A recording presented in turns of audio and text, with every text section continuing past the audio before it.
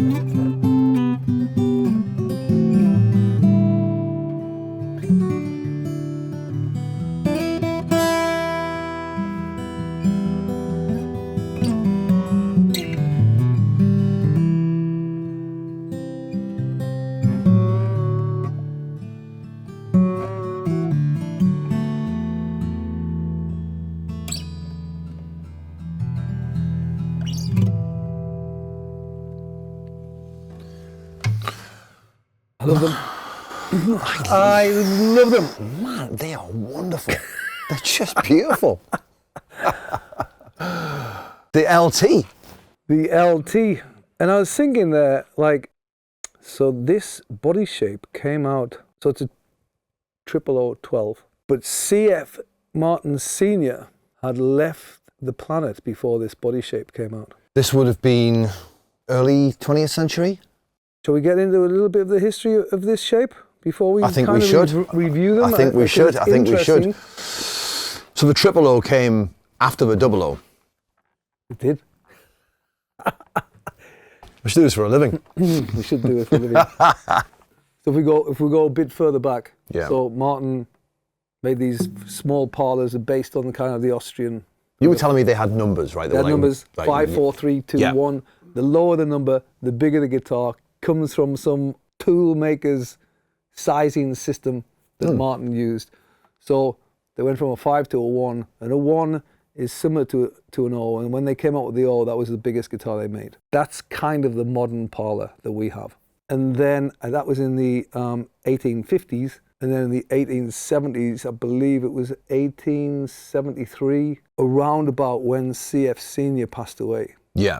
He lived until I think he was 77. He passed away around that time. I think the same year the 00 came out, he passed away. So the original O was the biggest guitar they made. Our Parlor, that was called a concert. Right. I think we've mentioned. And that's the Parlor shape as we know it now. As we know it now. Yeah. People leaving the homes, playing outside, and then they wanted more volume. They came out with the 00 in the 1870s. And I think it was in the Martin price list, maybe 1873, something like that. But there are rumors that actually the first double O's were made in the 1850s, just 2 or 3 years after the O, but it didn't go on the price list. Somebody might correct me. Well, it was just too radical. It was too large. People wouldn't have bought it. I don't know. I think they were just testing stuff out. But a lot of the stuff I get, either read some of the Martin blogs, or there's the One Man's website. He's really great.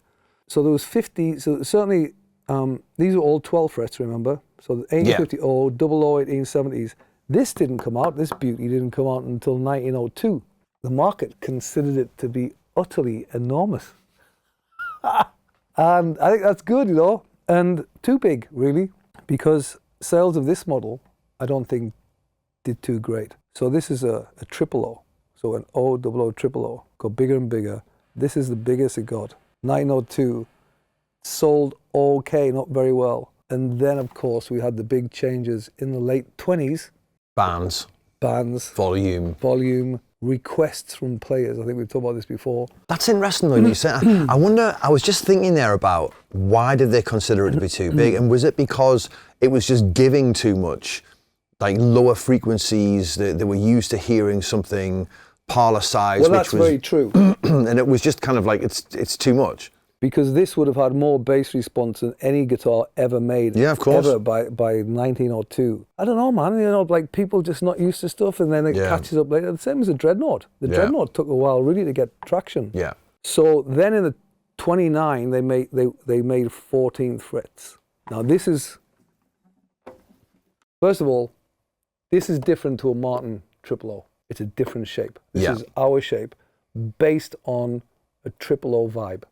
If you look at a triple O 12 of a Martin, they're a lot more rounded, a bit more bulbous here. It almost has like more of an OM kind of look about it, doesn't it? Where it's a bit more... This one does. Yeah. The Martin's ones, I believe, is more rounded. Because simply what the luthiers did in Martin then to make a 14th fret was kind of take this to here. They just kind of curved it in. Yeah. So when you look at a triple O or the original OM, they're obviously a lot more square. Yeah. So the original Martin triple O 12s were more rounded. So we created our own designs, our own molds, built it from scratch, and as you know, I changed it various times. Yeah. It's a different shape to a Martin triple O 12. And we just based ours on what we liked aesthetically, actually. So in 29, they went to a 14th fret. Steel strings were starting to... Who was the band leader who requested it? Perry somebody? Perry Betchell. Good memory. I might be wrong here. I think in 29 they were making 14 frets, and I think there were tenor guitars. And I think Perry Betchell, who was a band leader, I think he asked them to make a 14th fret 6-string. The tenor guitars will be a 4-string guitar. Correct. And in 1930, and that changed everything. And then Martin in 34 decided to go back to the O, double O, triple O nomenclature. Or not go back, but secure that. That's right. That's our thing. Yeah. Yeah. Because this originally was called the auditorium model, and then the orchestra model was the OM. Correct. And I believe named because of Perry was in an orchestra band. Yeah. So in 1930, this kind of just disappeared. They said we're going to do an O, a double O, and a triple O. And the triple O was a 14th fret, and everything went to steel string. Mm-hmm. And this went. It didn't come back for a long, long time. In fact, I think it didn't come back until something like 1970-something, 77, somewhere around there. And I think that's when they came out. Some people called it a quadruple, a 4-O, triple O, quadruple O. Martin had an M-shaped designation. And I think it came back in the 77 or something like that. And it's been in and out the line ever since. It's back in some configurations. Right. And then I think they came out with the Modern Deluxe or the Authentic. Something brought it back again. Actually, something brought it back in the 90s. I can't remember the name of the series. Oh, there's I just saw one on Reverb. Right. From 96. Yeah. Yeah. And then when they started releasing other stuff, I don't know if it was Modern Deluxe or Authentic series, somebody will tell us. And to me, it's like, I don't know why. You love this shape, though. I love this. You've been wanting to make this guitar for a long time, right? Years. How long have you been messing on with this now? Since COVID. That's a long time. So I remember being in lockdown, and I had early samples and I was fudging around with it. And so the reason I love it is because it's like got as much air volume in a really comfortable guitar as you can get. It's also a really beautiful shape. I mean, it's very aesthetically pleasing. It's very aesthetically pleasing, Damien. Thank you for that. So ours is different, especially up here, but the Martin one is also very beautiful. They're balanced, and that balance in the design of the bouts, I think, comes through in the sound of it. Mm-hmm. It just sounds balanced. It's all there. So the length of it is the same as a dread. Yeah. Actually, ours is very slightly longer than a dreadnought. This guitar is the same depth as a dreadnought. Right? Yeah. So we've got the same length. Yeah. Same depth. 4 inches at depth at the neck. Yeah. 4.7 at the butt. So got all that air volume size going on, but the bouts are a lot different. This is 15, where our dreadnoughts are 15 and a half inches. That feels obviously a little bit smaller, so we've taken some away there. But our top bout is much, much smaller than a dread. In fact, it's over an inch. So I think this is 11 something, and our dreadnoughts are 12.8 inches or something like that. So when you hold it, it's long, which doesn't matter, right? Mm-hmm. Because it's a 12 fret. Mm-hmm. So everything is here. So you don't notice that the body is really long, like a Parlor is, a smaller body. Mm-hmm. Because of the top bout, is all, it feels more OM-ish because you're close to it. Yeah. And you don't notice this is like quite wide. It's only half an inch less than a dreadnought. Yeah. It just feels... But it doesn't feel like a dread. It doesn't feel like a dread at all. The 12 fret's got a lot to do with that. So it's just... Absolutely. It just feels like... But the scale length is the same. Scale length is the same. But going back to the 12 fret thing, I think that's what does it. Yeah. It brings you like into the guitar. Exactly, yeah, it does. So yes, it's a 25 and a half inch scale length, which is brilliant because now you've got lots of air volume, you've got a good amount of tension, so it's driving the top, right? Not quite the woof a dreadnought has, all that air volume, because it is much smaller here and the waist is more tucked. Yeah. But you got that balance. But of course the bridge is further this way, isn't it? The bridge is further back, so people love they talk about the bridge being in the sweet spot. That's going to be debated for some hours, but it is further back.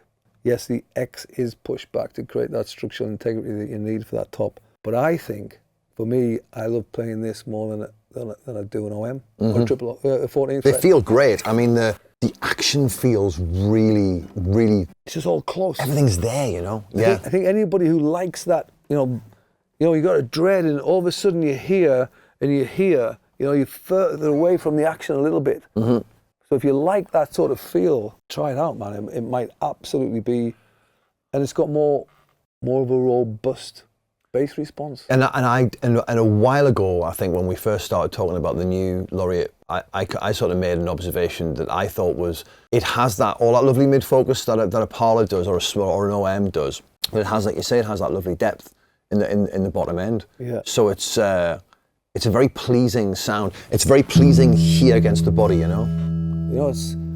they sustain brilliantly. I think what we should do, I saw some comments online, can you compare this against an OM and this against a Parlor? And we should do that. So we've got we've actually got 5 triple O's, LTs as we call them, in various guises from all mahogany to rosewood obviously and natural, and here's our new sunset colour. So we'll do some ABs against different sizes so you can hear them. And then that'll give people we'll put them out as reels or something and do like different... That'll be nice, yeah. But it's a wonderful history.